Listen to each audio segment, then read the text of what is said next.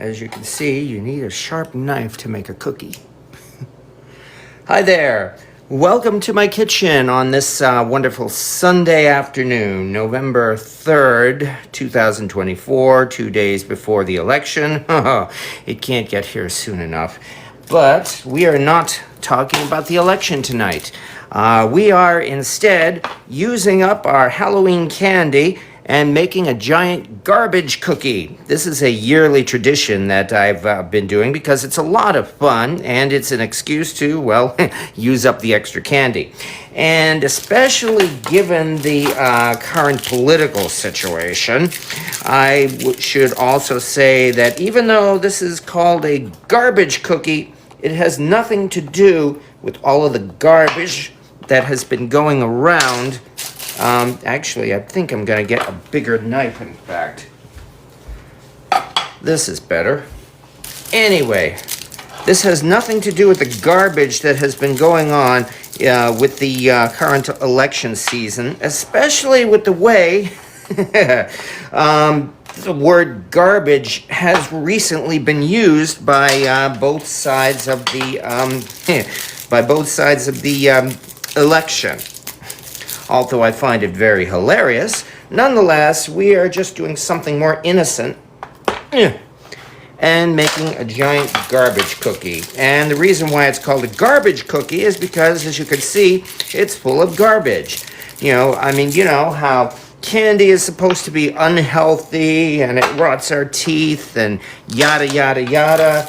And so, as a result, it's junk food, and therefore, we are making a giant cookie filled with junk food. In other words, a giant garbage cookie.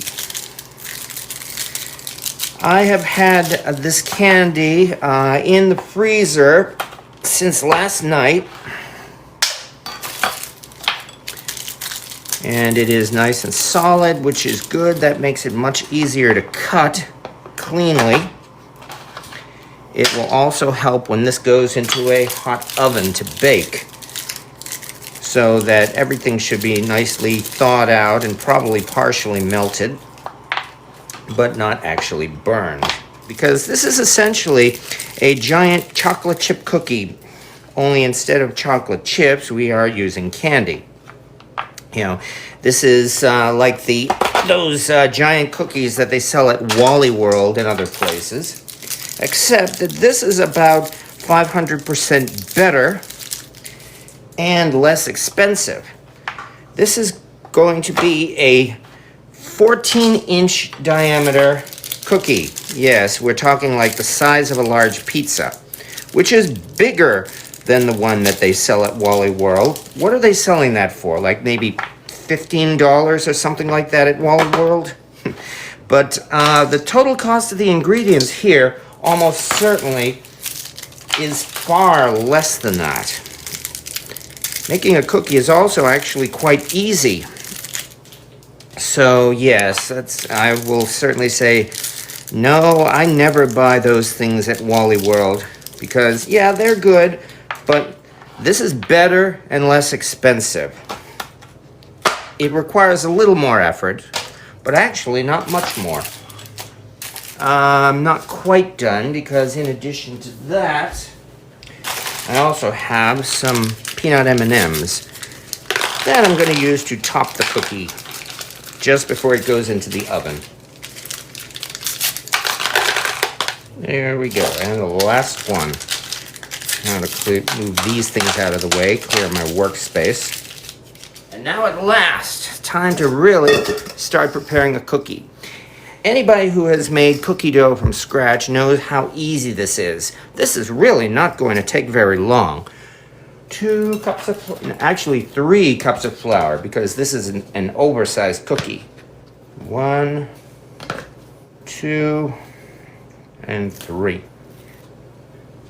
1.5 teaspoons of baking soda. 1, 2, 3. Half a teaspoon of kosher salt. And half a teaspoon of my secret baking ingredient, and that would be cream of tartar, which is something that is not used as much in baking as it should be. What exactly is cream of tartar? It is a cousin to baking powder, and it's not so much a leavener as it is more like a, stiffener, I guess, in that it kind of like helps to solidify the batter or dough that you're making and makes it more solid and less prone to collapsing, especially while baking. One other crucial step. Whisk together the dry ingredients. That's something I've learned over time. This helps to aerate the batter, meaning that it actually kind of like incorporates air into it, evenly distributes the baking soda, kosher salt, and cream of tartar in the flour, and hopefully gives rise to a, better cookie. And that is that for the dry ingredients, which means now we get to the wet ingredients. And we get to start off with that melted butter. Yeah, the butter has actually cooled off, fortunately, so it's melted, but it is not boiling. And that, for the record, is 2 sticks or 1 cup of butter. And then to this, we're going to add in 1 1/4 cups of brown sugar. 1, 2, 3, 4, and 5. And to that we will add some regular white sugar, 3/4 of a cup to be precise. Because it's been shown that using more brown sugar than white sugar will produce more of a chewy cookie, and that's what people love. If you use more white sugar than brown sugar, you get more of a cakey cookie, which is also good, but I think people prefer the chewy. To this, we have 2 eggs coming up, carefully. There we are. No shell, good. All right, and then the last thing is about 2 teaspoons of vanilla. And this should be just about enough, if I figure right. There we go. Maybe even a tiny bit left over still. Cool. And now we start whipping together the wet ingredients.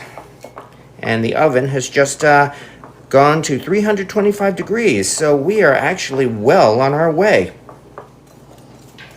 All right. And here come the wet ingredients. And now we just start mixing them together.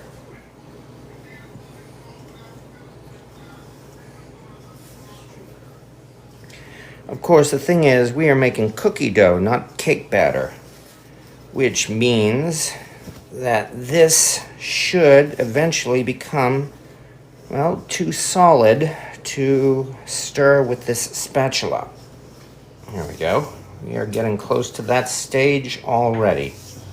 That means now it's time to get in with my hands.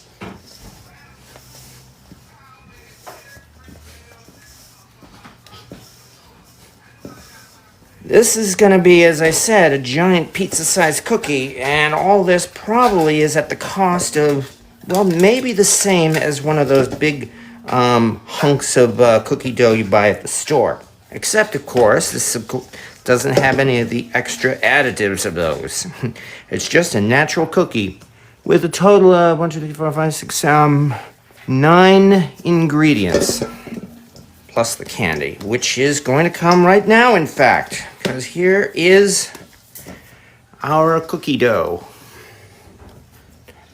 All right, looks like garbage, doesn't it? Well, it'll certainly look like garbage now when in goes the Snickers. Mix it all together, which will not take long because these are big chunks. We are done with our dough. That, of course, does mean we need somebody to sample it.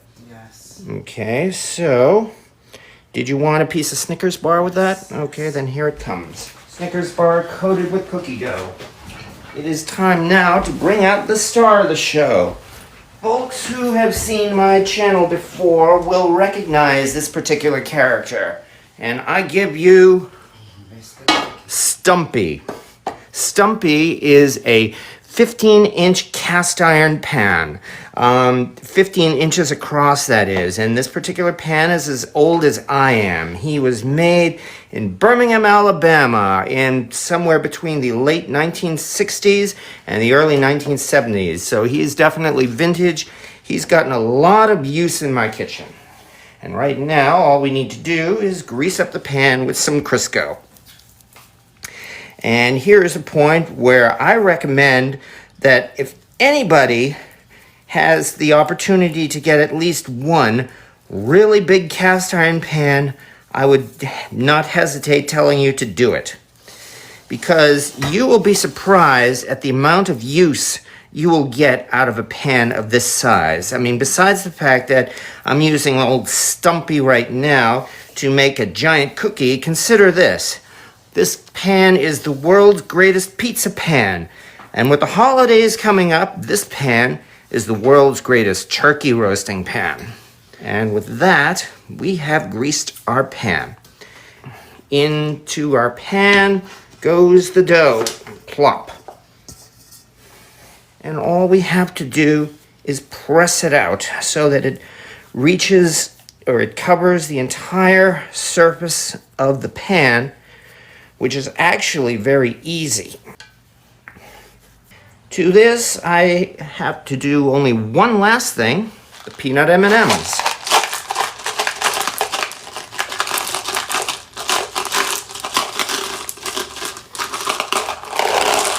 Just simply press these down, which is very easy. And just like that, here is our giant garbage cookie ready to go into the oven. A 1, a 2, a 3. There we go. That sure didn't take long, did it? There we go. In about 40 minutes or so, we will have ourselves a giant garbage cookie.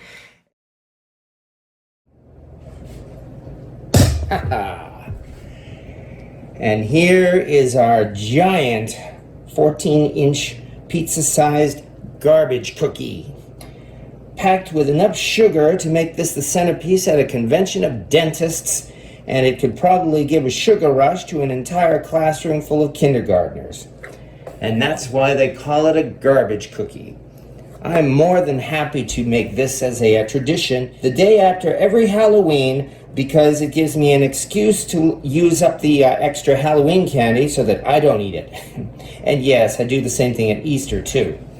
And having seen this, well, maybe you might want to give it a try, because yeah, you can only imagine how much this tastes. A homemade chocolate chip cookie, except instead of chocolate chip, we have melted Snickers bars and topped with peanut M&Ms.